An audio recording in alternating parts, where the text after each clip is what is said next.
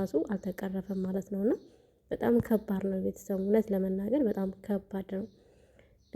ዛሬ የመጣሁበት አንድ ጉዳይ እንግዲህ ሁላችሁም የምታውቁት እንግዲህ የአብርሽና የሩታ ጉዳይ እንዲሁም የፍቅርና የአብርሽ ጉዳይ የሜሪና የዳኒ የጽጌ ሁላችንም እያየን ነውና በጣም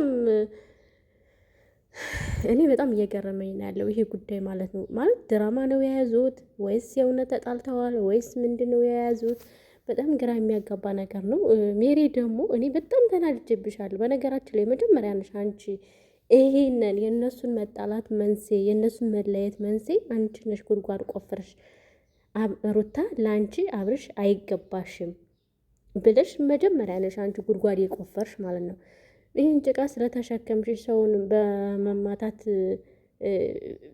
እጅሽን ሰው ላይ በመዘርጋት ብቻ ነው እንደምታምኑ አንቺ በንግግር ማመናችን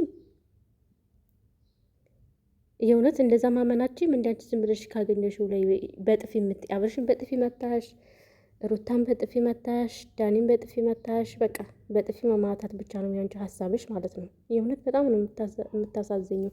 በንግግር በሀሳብ የማይግባባበት ምክንያት የለም ብዬ አላቅም። የሰው ልጅ እንግዲህ ከምንም በላይ ንግግር ነው ሰው ሊያስማማን የሚችለው ማለት ነው። እዚህ ጋር ግን እኔ በሜሪ ብቻ አይደለም የተናደድኩኝ፣ እዚህ ጋር በአብርሽም ተናድጄበታለሁ።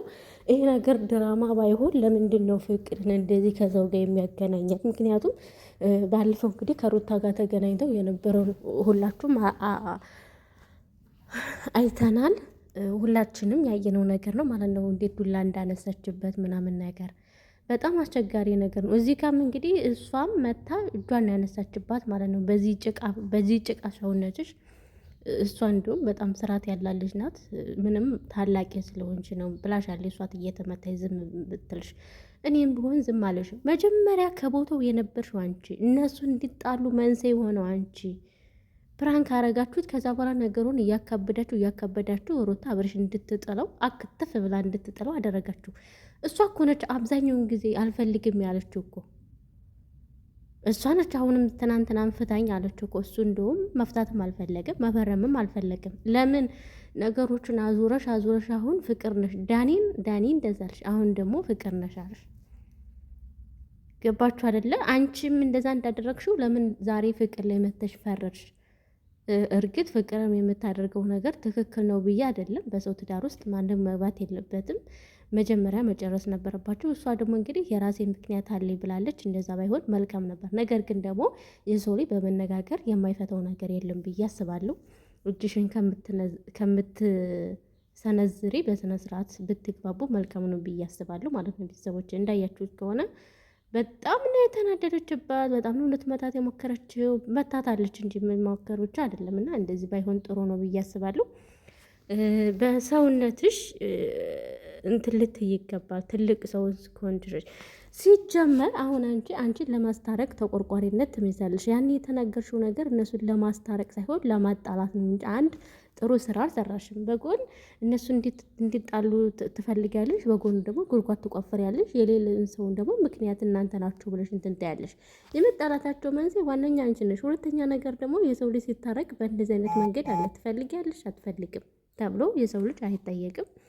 ሁለታቸውንም አንቺ በግልጽ ማናገር ከፈለሽ በቪዲዮ ሳይሆን ከቪዲዮ ውጭ ሁለታቸውንም ተራ በተራ አናግረሽ መጨረሻ ላይ ነበረ ሁለቱን አንድ ላይ ማድረግ የነበረብሽ እንጂ አንጥተሽ ቀጥታ ካሜራ ላይ ሁለቱንም የሰው ልጅ ይቅር ተባብሎ በሌላ ነገር ሰውን ለማግባባት ይሞክራል እንጂ ቀጥታ ወደ ገደለው መግባት አልነበረብሽም። ሰው በዚህ መንገድ አይደለም የሚታረቀው። ስለዚህ የእነሱ መጣላት ዋነኛ መንስኤ እንደውም አንቺ ነሽ። አብርሽን በጥፊ መታሽ። አንተ አትጠይቃትም፣ አታያትም፣ ታማለች፣ ብዙ ነገር እያልሽ እየከለከልሽ እኮ ነገሩን እያዛረማ እንትን እያልሽ የመጣሽ እኮ አንቺ ነሽ። ባልና ሚስት ሲጀመር እንኳን ይህን ያክል ቀን ይቀርን አንድ ቀን ራሱ ማቆራረፍ የለባቸውም። ይህን ያክል ነገሮችን አወሳስባችሁ ቀላል ነገሮችን አካብዳችሁ ከዚህ ያደረሳችሁት ማለት ነው። ገብታችኋል አይደለ? ይሄ ነገር እኔ ድራማም ከሆነ በትዳር ላይ እንደዚህ አይነት ድራማ ባይኖር ጥሩ ነው ብዬ አላስብም። ሁለተኛ ነገር ደግሞ ተለያይተውም ከሆነ እኮ በቃ ካላስ ተለያዩ ነው። ምንድነው እንደዚህ እናንተ መሸቀያ የምታደርጉት? የሰው ልጅ ትዳር አይከበርም ሽማግሌዎች አይከበሩም? እነሱ ልጃችን ለልጃችን ብለው የቆሙ ሽማግሌዎች ላይ እንደዚህ መጫወቻ እውነት በጣም ያስጠላል እኮ። ትዳር ትልቅ ነገር ነው እንጂ እንደዘነን ነገር ክብር ዝቅ የሚደረግበት ጉዳይ አይደለም። ሁለተኛ ነገር ደግሞ የውሸትም ቢሆን በእንደዘነን ነገር በቃ አንድ ቀን 2 ቀን ተሰራ፣ ይህን ያክል ጊዜ መሰራት አልነበረበትም። የእውነት መለያየታችሁም ቢሆንም ደግሞ እንደዘነን ነገር መሰራት አልነበረበትም። አስፈላጊ አይደለም ሁለቱም ጋር ማለት ነው። እና በጣም ነው የሚያስጠላው። እንደዛ ባታደርጉ መልካም ነው ብዬ አስባለሁ። እስኪ ተመልካችሁ ፕራንክም ቢሆኑ ትክክል ነው የሚሄዱበት ብላችሁ ታስባላችሁ ወይስ የእውነት መለያየታቸውንም እውነት ነው ብላችሁ ታስቡበታላችሁ? እስኪ ይሄንን አስረዱ ማለት ነው። ሲጀመር ሶሻል ሚዲያ ላይ የመጣ ነገር እኮ አይበረክትም። ብዙ ፍቅረኛሞች ተለያይተው አይተናል እንዴ? እናንተ ደግሞ ከሰው አፍ ላይ ስለገባችሁ ይህን ያክል ሁለታችሁም ናችሁ ደግሞ ከብዙ ሰው ዩቱበሮች ጋር እየተገናኛችሁ ውጭ ለውጭ ምናምን እያላችሁ ነው ነገሩን እያንዛዛችሁት የመጣችሁት ማለት ነው። ገብቷችኋል አይደለ? እንጂ የሰው ላይ አይደግ አብራችሁ አትስሩ ምናምን እያልኩ ሳይሆን ደግሞ ሰውን በመሀላችሁ ጉዳይ ፕራንክ ቢሆን ምናምን መግባት አልነበረበትም። እንደዚህ አይነት ነገር አያስፈልግም። ስለዚህ ሁለታችሁም ተነጋግራችሁ በግልጽ ፊት ለፊት ችግራችሁን ብትፈቱት ሁለታችሁ ብቻ ግልጽ ነው ብዬ አስባለሁ። ሩታም ድርቅ አትበይ፣ አብርሽም ድርቅ አትበል። እሷን የምትፈልጋት ከሆነ ከፍቅር ጋር ያለህን ነገር ማቆም ይገባሃል። ካለበለዛ ደግሞ እሷ ጋር ያለህን ነገር መጨረስ ይኖርብሃል። መቼም የሰው ልጅ ዝም ብሎ አይኖርም፣ እናንተ ወጣት ስለሆናችሁ ብዬ አስባለሁ። ስለዚህ ሁሉ ነገር ደግሞ በሰው ልጅ ባትጫወቱ፣ ባትቀልዱ። የእውነት በጣም ያስጠላል እኮ አበዛችሁት እኮ። አሁንማ እግዚአብሔርን በጣም አበዛችሁት፣ አስጠላባችሁ በጣም። ምንድን ነው ይህን ያክል አንቺ ሜሪ ራሱ ይህን ያክል ሰው መዘልፈን? ኧረ በጣም ያስጠላል። ራስሽ መጀመሪያ ጉድጓድ ቆፍረሽ አሁን ደግሞ ዙረሽ ከእነ አብርሽ ጋር ስለተጣላሽ ከሁሉም ጋር ተጣላሽ። በቃ አሁን ደግሞ ብለሽ ፍቅር ጋር መጣሽ። የእውነት በጣም ያስጠላል። እንደዚህ አይነት ነገር አታድርጉ። ለምንድን ነው ከሰው ከእናንተ ሰው ሊማር የሚችል ብዙ ስራ የሚሰሩ ነገሮች አሉ እኮ በጣም ብዙ። እናንተ ዘና እያላችሁ የሆነ ቦታ መዝናኛ ቦታ ብትሄዱ እኛና የላችኋለን። አንዴ እኮ ሰው ስባችኋል፣ ተለምዳችኋል፣ ብዙ ሰው ያያችኋል እኮ። ይህን ያክል ምንድን ነው እንደዚህ አይነት ነገር የምትሰሩ? ለምንድን ነው ይህን ነገር ለሰው የምታሳዩ? እንግዲህ አያችሁ ቪዲዮ ላይ ህፃናት ሁሉ የእነሱን ነገር እንደሚያዩ የእውነት ህፃናት ሁሉ እንግዲህ ዩቲዩብ ላይ ገብተው ቪዲዮ እንደሚያዩ ሁላችሁም አይታችሁታል ብለው አላሁን ለምን ይሄ ነገር ለምን ይታያል? ነገ ከነገ ወዲያ እኮ ብዙ ነገር ይፈጠራል ማለት ነው። የማይጠፋ ቪዲዮ ለምን ሰው ከሰው ጋር እንዲጣላ እንዲደባደብ ትዳር እንደዚህ እንዲሆን ነው እንዴ እናንተ የምታሳዩት? እውነት አሁን ሁላችሁም ታስጠላላችሁ። እኔ አብርሽም ሩታም ጽጌያ ፍቅርም ሁላችሁም ነው የምታስጠሉት። ፍቅር ደግሞ ለፋፊ ክብር ሊኖርሽ ይገባል፣ ክብር ሊኖርሽ ይገባል። የእውነት የምታደርገው ነገር ልክ አይደለም። ድራማ የሚሆን ምንም ይሆን ሁላችሁም በጣም ነው ያስጠላባችሁ ማለት ነው። የእውነት እኔ ከሌ ልገድፍ አይደለም። በቃ ሁላችሁም ያላችሁበት መንገድ ላይ ትክክል አይደለም። የእውነት በጣም ያስጠላል። ተው አቁሙ፣ ኸላስ። የእውነት በጣም ያስጠላል ማለት ነው። እና ይህን ነገር ብተው መልካም ነው ብዬ አስባለሁ። ብዙ ሰው እንግዲህ እያየ እንደሰለቸው እዩ። ዩቱብ አንድ ሰው ካስጠላችሁ አስጠላችሁ ነው። እናንተን ድጋሚ ዞር ብሎ የሚያችሁ ሰው አንዳችም ሰው አይኖርም። ብታቆሙ መልካም ነው ብዬ አስባለሁ። ውድ ቤተሰቦች እስኪ የራሳችሁን ሀሳብ ስጡ።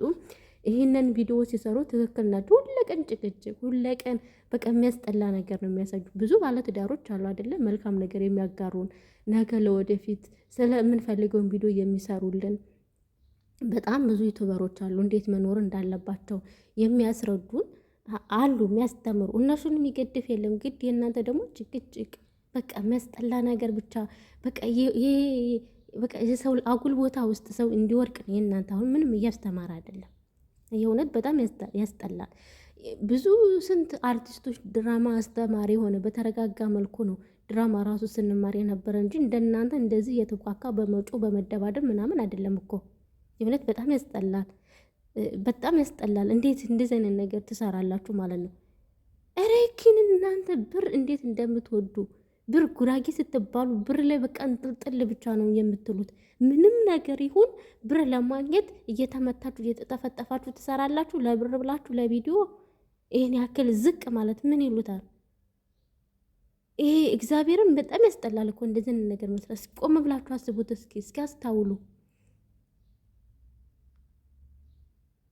የእናንተ ቪዲዮ ወሲብ ቀስቃሽ ከሚባለው ነገር ውስጥ ምንም የሚያንሰው ነገር የለም። ብልግና ነው ብቻ ነው።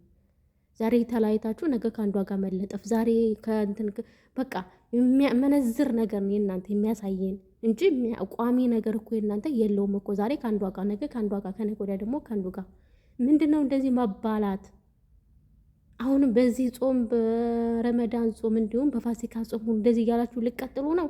ረመዳን ያለም እንዲሁ ድፍት ያድርጋችሁ። እኔ ሁላችሁም በፊት ያየሁትን ነገር ነበር የምፈርደው። ዛሬ አንድ ሰው ተስተካክሎ ጥሩ ሆኖ ጥሩ ሀሳብ ይዞ ሲመጣ በቃ ጥሩ ነው ብዬ ያን ነገር እቀበለዋለሁ። ነገ ደግሞ ሌላ ደግሞ እንደገና ነገ ሀሳባቸውን ቀይረው ደግሞ ሌላ የተበላሸ ነገር ውስጥ ገብተው አያለሁ። መቼ ነው ቋሚ ነገር የሚኖራችሁ? ዛሬ አንደኛው ሲስተካከል ነገ ደግሞ አንደኛው ተበላሽቶ፣ አንደኛው ከነገ ወዲያ ሲስተካከል ደግሞ አንደኛው ደግሞ ሌላ ጉድጓድ ውስጥ ገብተው ምንድን ነው እንደዚህ የምትብካኩት? እውነት በጣም ታስጠላላችሁ፣ በጣም ታስጠላላችሁ ማለት ነው። የሰው ልጅ ግዴታ እስከሚነግራችሁ እስከሚሳደባችሁ ብቻ ደርሱ መጠበቅ የለባችሁም። ይህን ያክል ጊዜ ለሰው ልጅ ክብር ሊኖራችሁ ይገባል እንጂ ከዚህ በኋላ የምትቀጥሉ ከሆነ እግዚአብሔርን የራሴ ማየትም አልፈልግም። ሁላችሁንም በጣም ታስጠላላችሁ ማለት ነው። እርግጥ እኔ አየው አላየው እናንተ ምንም ትሉት ነገር የለም። ግን ብዙ ሰው እንደሰለቸው ነው የምነግራችሁ። የእውነት እንዳስጠላችሁ እንደሰለቸው ነው የምነግራችሁ። እና ይህን ነገር ብትቆጠቡ መልካም ነው ብዬ አስባለሁ። ቤተሰቦቼ በሌላ ቪዲዮ በቀጣይ እስከምንገናኝ ቻው ቻው።